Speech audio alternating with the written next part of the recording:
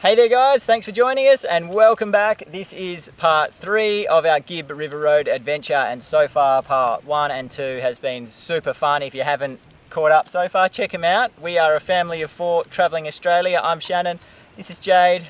We have 2 girls, Coco and Roxy, and our lovely little Staffy Sandy.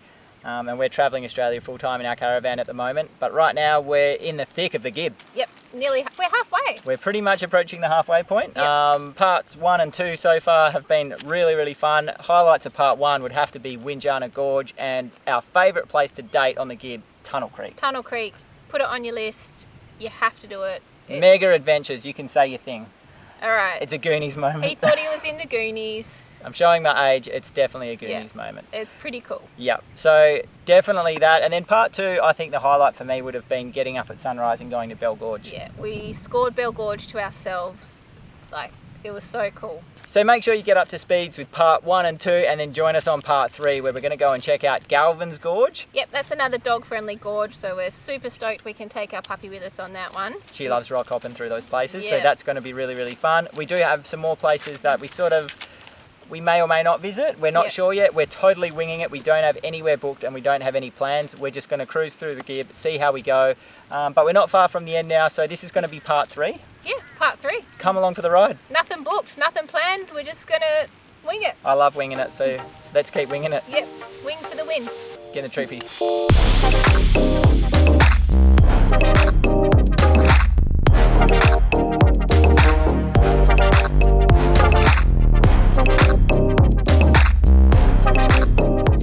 We are off to Galvin's Gorge.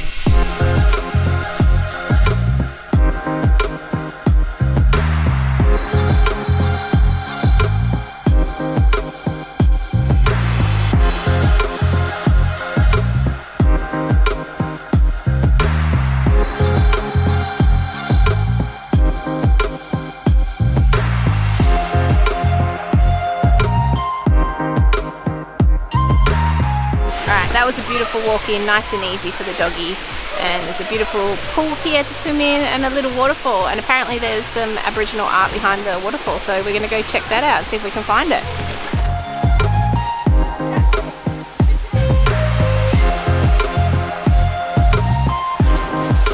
Just next to this waterfall there's some really cool Aboriginal rock art. Check it out.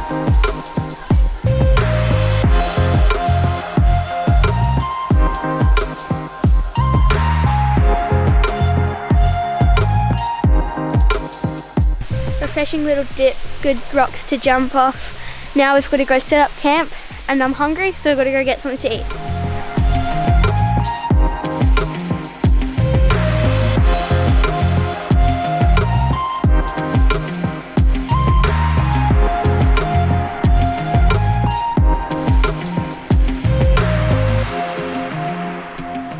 We've got a wrap with banana, peanut butter and coconut sugar in it. Good? Yeah. Have you got one? No, but I'll Have you got one? Oh! You stole a little bit, you little naughty bugger. Roadside snack, peanut butter, banana and coconut sugar wraps. Looks good. Treaty, roadside treaty.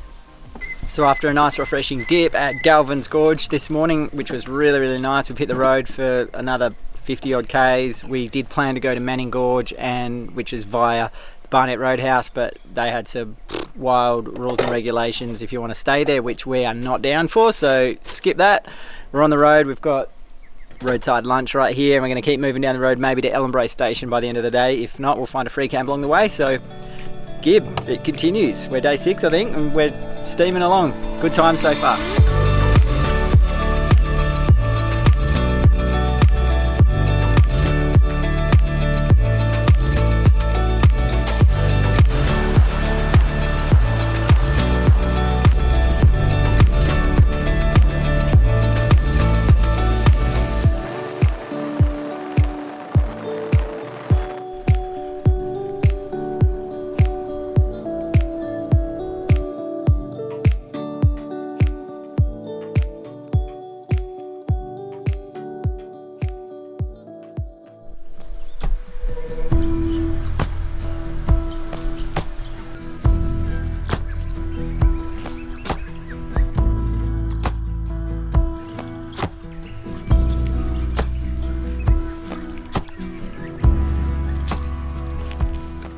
So after a pretty big day on the road yesterday, 100 odd Ks in varying road conditions, we've pulled up at Ellenbrae station, which is a pretty popular stop towards the middle of the Gibb. Amazing hospitality, the people here are awesome. We've got a great little campsite, so I think we're going to spend 2 or 3 days here. The plan was to hopefully get online and get a bit of work done, but it turns out there's no internet, so first day or first afternoon was basically spent doing a bit of maintenance on the caravan. We ended up getting a lot of dust inside and a few things broke, latches and small stuff, which is a bit of a headache. So a few hours burnt yesterday, arvo, just cleaning and fixing. But yeah, the girls were in need of a nice hot shower, which they've got here, so a couple of showers. We're going to reassess where we're going to go next, make some plans. But so far it's just another one of those Gibb River Road sunrises, and can't complain with that.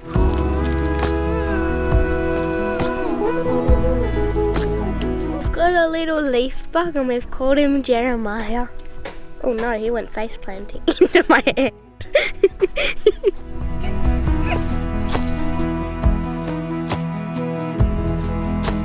We're staying at Ellenbrae station and there's a cool little gorge a couple metres down the road, so we're going to go check it out.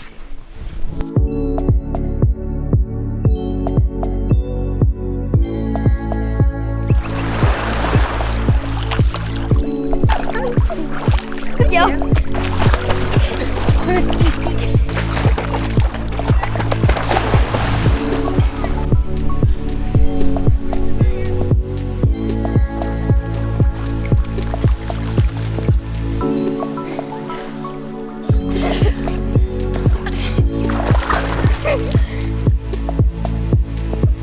That was pretty fun. A couple rocks to jump off, the water was so nice and Sandy got a swim. Now let's head back to camp for some lunch.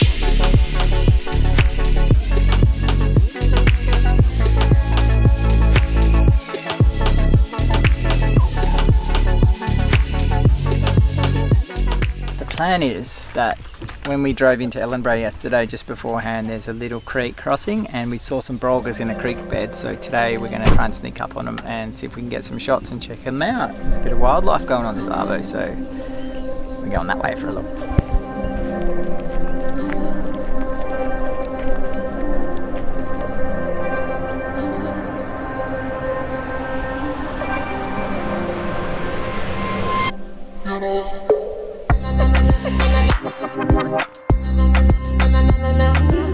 Okay, so we've just got here and there are 3 brolgas just up in the creek up here, so we're going to try and get a few quick shots of them.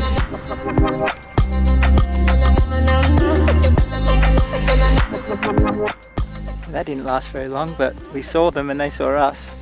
We tried to be super quiet, but they flew away. But I think we might have got a shot. They look pretty amazing.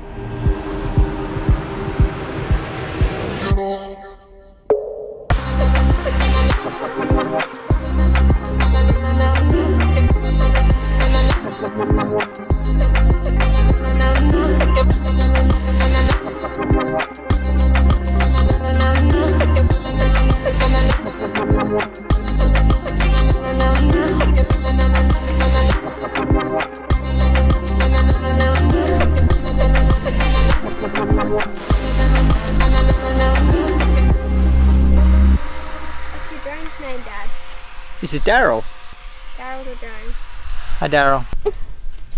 So we've treated ourselves to a couple of nights luxury here at Ellenbrae station. It's been beautiful. The hot water shower and to get a little bit of dust out of your skin was very, very nice. The plan was to hang here for a couple of days and get some work done, answer some emails that we've got to do, but instead we had a bit of caravan problems. We got a little bit of dust in there, a few little holes, so we've spent most of today fixing a few little problems, patching up the holes. We think we've got that all sorted now. We're nearly at the end. We've got 110 Ks to go east, so we're gonna get up early in the morning and head that way.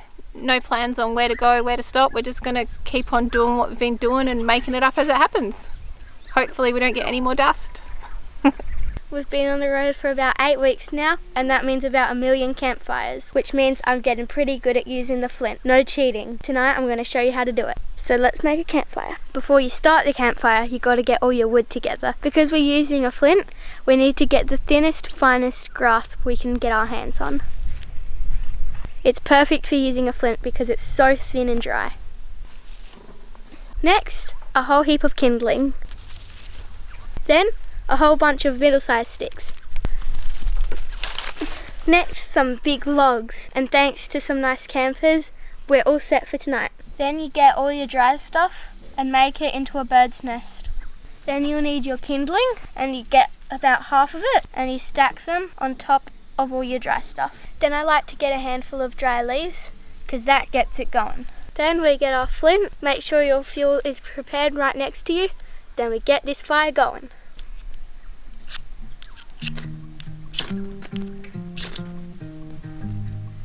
There's your fire. Now we slowly start to put the big ones on.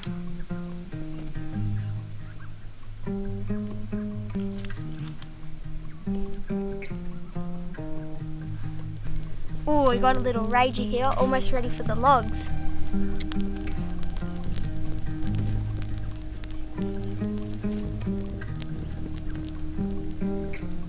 Now that we've got the big log on, we should be set for a while.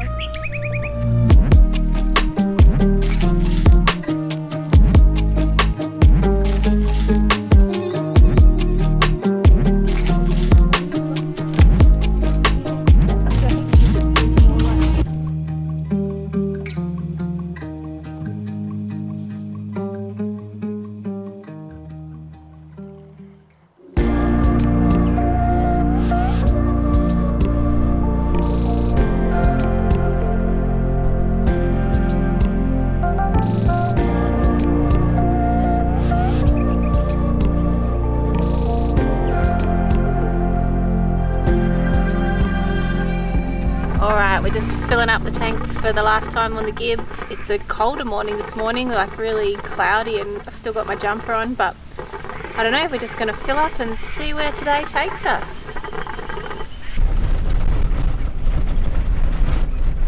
Welcome to the Gibb River Road. This patch of the Gibb's been pretty rough. We're calling this part the tyre graveyard. There's shredded tyres everywhere around here. Find ourselves at the famous Pentecost River crossing. There's not heaps of water in there unfortunately today, so it's not going to be that spectacular. We've got the drone out because we're going to do a really cool aerial shot of our crossing, and it seems the corrugations have claimed another victim and the camera on the drone is totally stuffed by the look of it. So I get the fun job of walking the river. Jade's going to take the wheel and drive us over. Good times. I think there's only 15 k's of off-road left, and then we're back on the black tar. We're going to head into Kununurra and we're going to wash up and we're going to fix all the stuff that we just broke on the Gibb River Road. But it's been bloody epic. We're going to see you in Kununurra soon.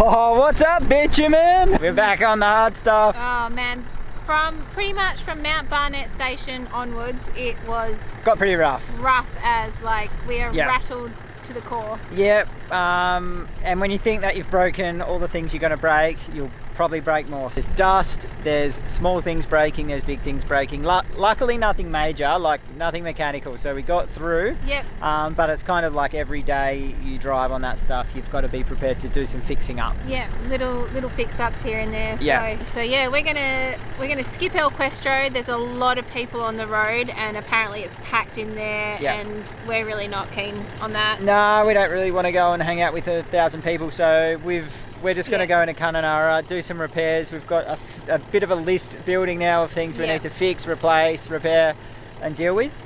Be good to get back online and get some work done.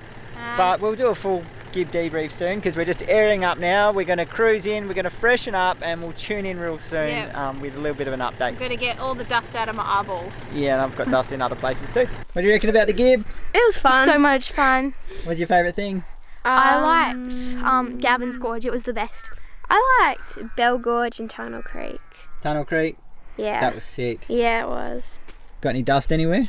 We got dust everywhere. Yeah. Would you do it again? Yes, I would do it again. Maybe. Yeah.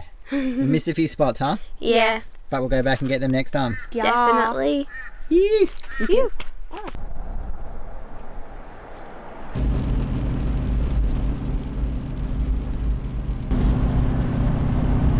wouldn't believe it. Sweating it out in the heat and the dust for the last week or so, and we've been off the dirt and on the bitumen for half an hour, and it's raining. So that's pretty weird. On the way into Kununurra after getting off the grubby part of the Gibb, and it started to rain, which is pretty cool. It's not enough to clean anything yet, so a bit more rain might help with that, but at this stage it's probably just going to make everything a little bit dirtier. But hey, Mother Nature always has the final say, right? So we've come to the end of our Gibb River Road adventure. That's 3 parts done and dusted. We've finished the Gibb, and it's time to give it the old rundown. Yep, so I don't know why the Gibb has always been on my list, but it's been on my list for forever. I don't know why, but I've always wanted to do it. So she has always talked about doing the Gibb River Road, and we know heaps of people that have done it, and it felt like it was something that we'd never done and always had to do. Yep, so we've done it. We've done it. Tick. It's done. We've ticked the box. We did the Gibb, and did it live up to the hype? I reckon it was pretty good. It was pretty good. It was good.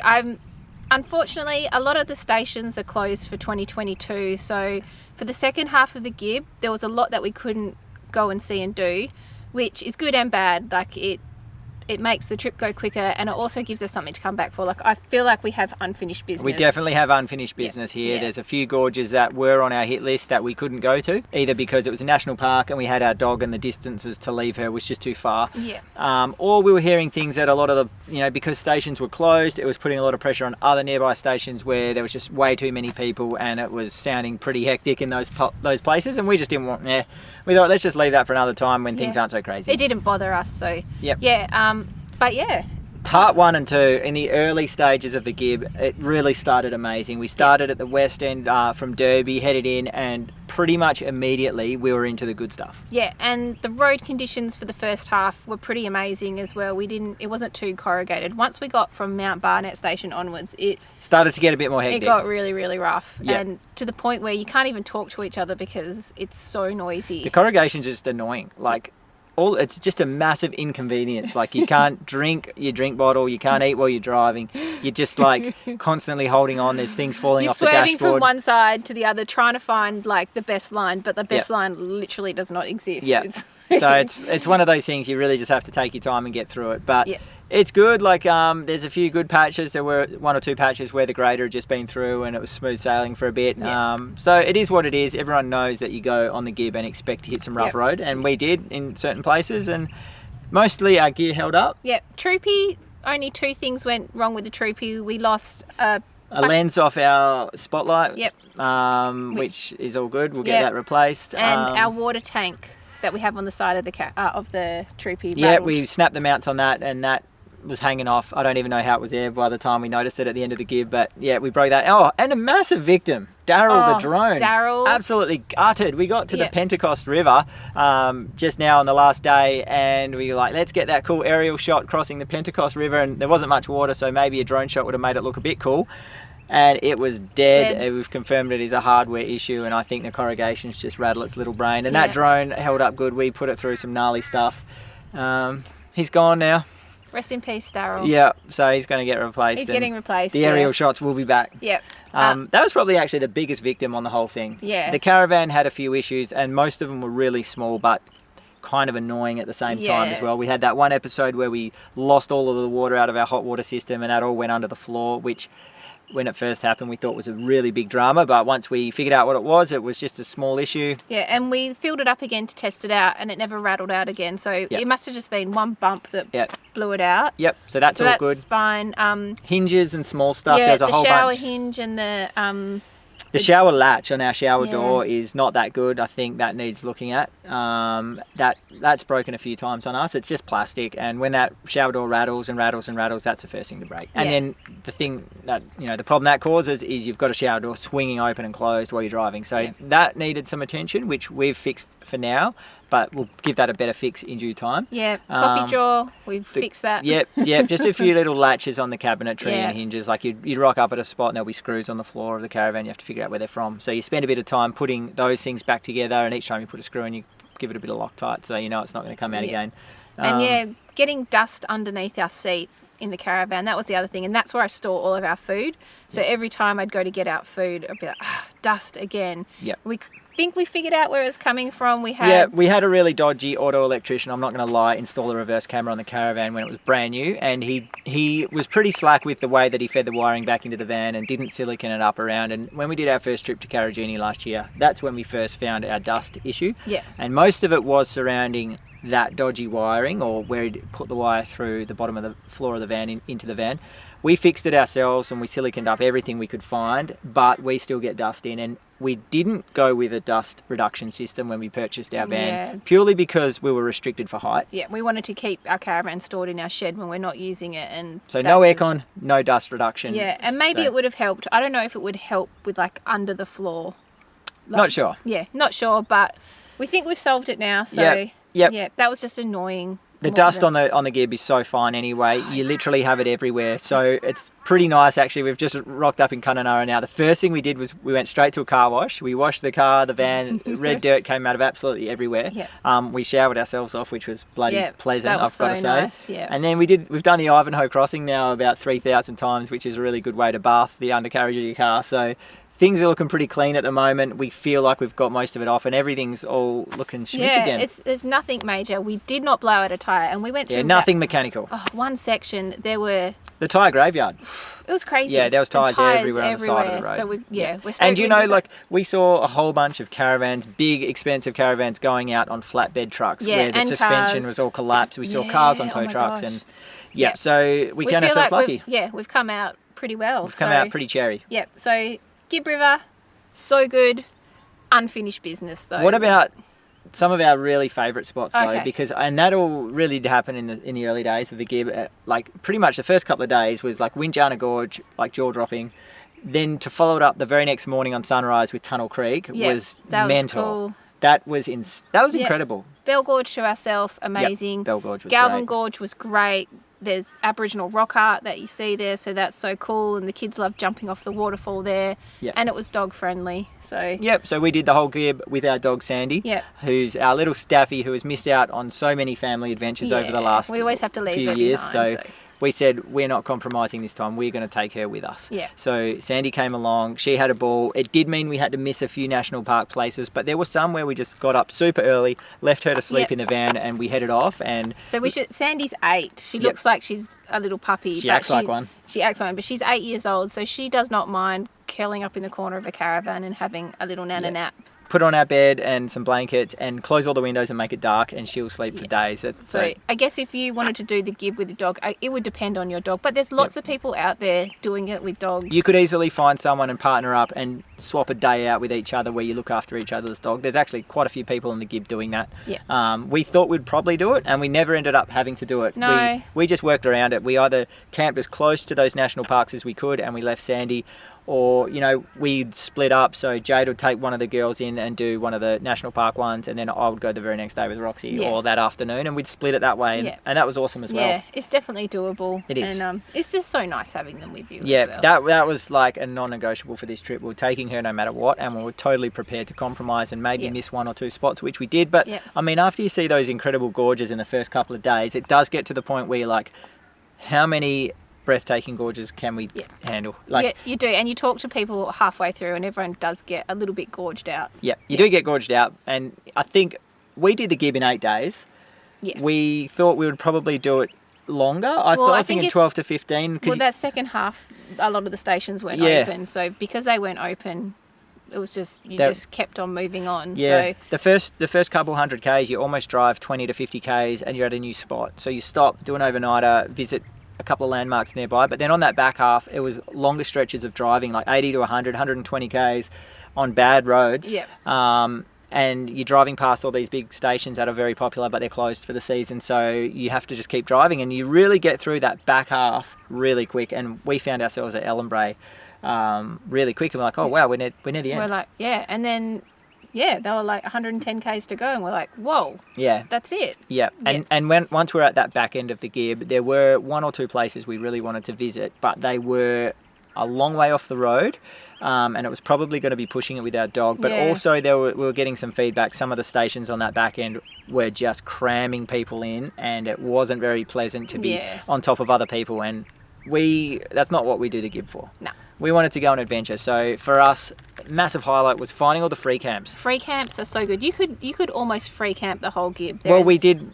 Yeah. Paid for 1 night of accommodation at the very start and 2 nights at the very end, Yeah. and the whole Gibb we did was free Yeah. camping, and they're amazing. the free camps were brilliant. Wiki Camps has a lot, but Wiki Camps does not have a lot as No, well. There's so a whole lot out there. Just get creative, leave no trace, and be respectful. And there are some really incredible free camps all the way along the Gibb, especially if you're self-contained and you just want a quick overnighter. Don't be afraid. Don't need to book ahead. There's free camps all over the place. It's so good for free camping. Free camping is like you're making money.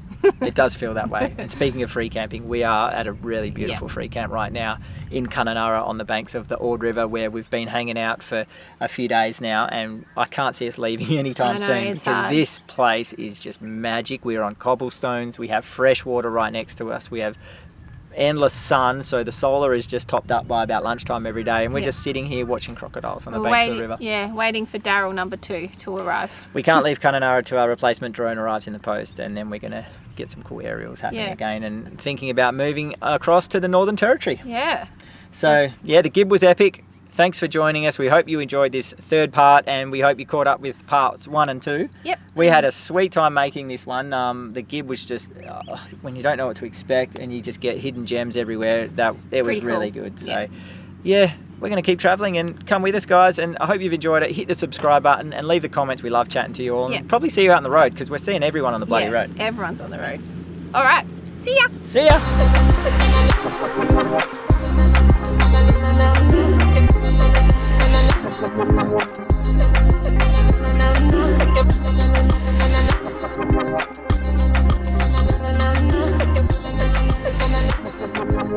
Thank you.